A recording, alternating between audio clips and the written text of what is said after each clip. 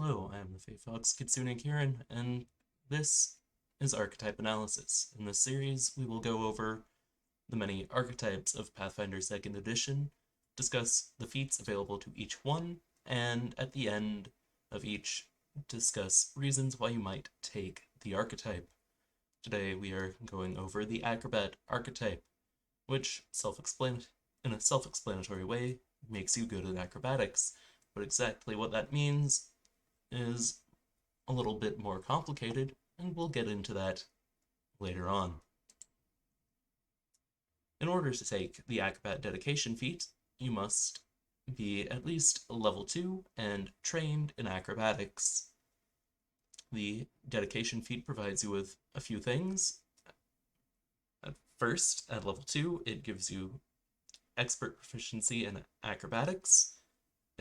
That bumps up to master at level 7 and legendary at level 15, and those are the earliest levels that those proficiencies are typically available.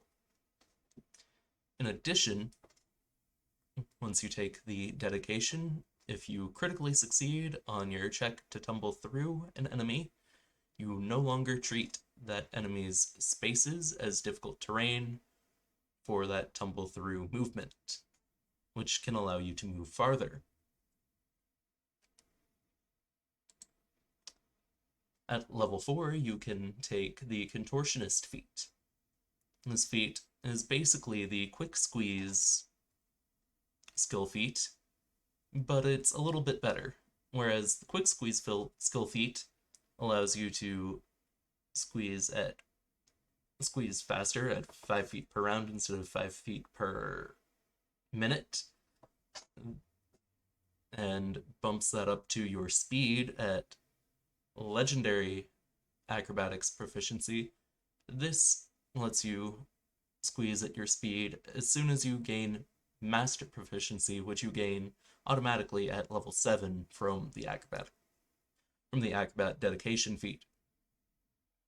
In addition, whenever you escape from an opponent, whether they have you grabbed or restrained or under some other effect that allows you to make an escape check using acrobatics, the opponent that you escaped from becomes flat-footed against your next attack you make on them before the end of your next turn, which is a pretty nice little bonus. At level 6, you can take the Dodge Away feat, which is a reaction. This reaction allows you to gain +1 AC against an attack that you are aware of, so long as you are not flat-footed against that attack. If that melee attack misses you, you can then step away. Or, step any which way. Typically, we'll use it to step away to get out of the reach of the attacker, and thus not allow them to make a second attack against you this turn, or at the very least force them to move in order to do so. And as soon as you gain master proficiency in acrobatics at level 7, the step that you can make as part of the dodge away reaction is able to be 10 feet instead of the normal 5 feet, which is quite nice. At level 7, you can take the Graceful Leaper feat. Notably, this is a skill feat and not a class feat, so you can take this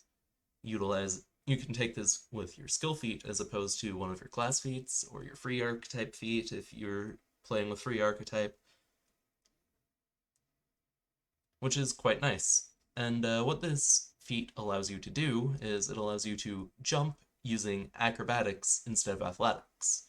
This means the long jump and high jump activities, I forget which they are, can be done with acrobatics instead of athletics, which is quite nice.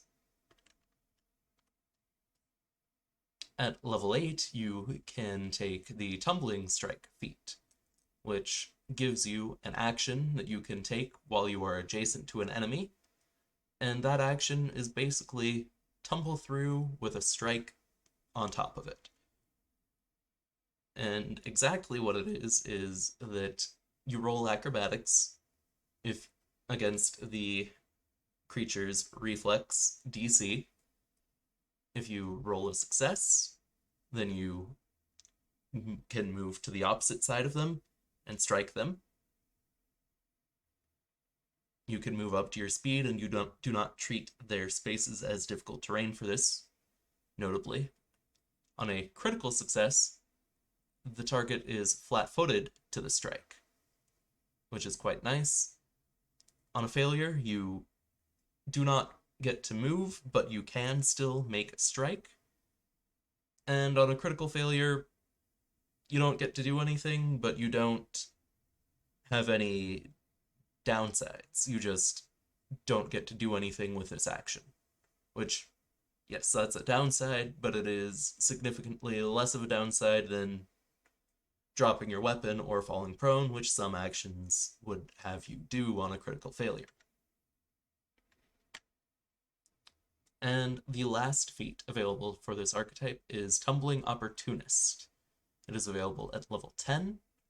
That's the only requirement, and it gives you a free action that you can use after successfully tumbling through or performing a tumbling strike on an enemy. And tumbling strike, you have to have moved through an enemy with the tumbling strike. Yes. And what this feat allows you to do is you can trip the enemy that you either tumbled through or tumbling striked through. And that trip can be done with acrobatics instead of athletics, which is very nice for dexterity-based builds that might not have as good of athletics checks. So, why would you take the Acrobat dedication? Why should you consider the Acrobat archetype? First of all, it's a good choice if you just want to be good at acrobatics. Taking the basic feat gives you the full progression of acrobatic proficiency just as long as you're trained at level 2. Don't have to put anything else into it. You're just legendary at acrobatics at level 15, master at level 7, expert at level 2, and that's very nice. Additionally, if you want to do more things with the acrobatics skill, if you want to long jump, high jump, if you want to get the trip from Tumbling Opportunist, those are things that are available through the archetype that are not normally things you can do. In addition, you might want to be harder to pin down, so obviously this mostly refers to dodge away, as this feat lets you gain 1 AC in step if the attack misses, and that lets you not be in the thick of things despite being in the thick of things, and that's very convenient. Contortionist lets you quick squeeze faster, which is good, and just being good at acrobatics means you have better escape checks, so it's easier to get out of grapples. And with Contortionist, getting out of grapples even gives you a small benefit. And lastly, I think probably one of the main reasons is if you like the tumble through action, Acrobat is very good for you. Not only does it make the action better by giving you the ability to treat the enemy's spaces as not difficult terrain, so you can move farther when you tumble through. It also gives you an alternative tumble through that has a strike on top of it, which is just very good if for you. And Tumbling Opportunist allows you to trip something whenever you tumble through, which is also just very good. And yeah, I believe that basically covers it.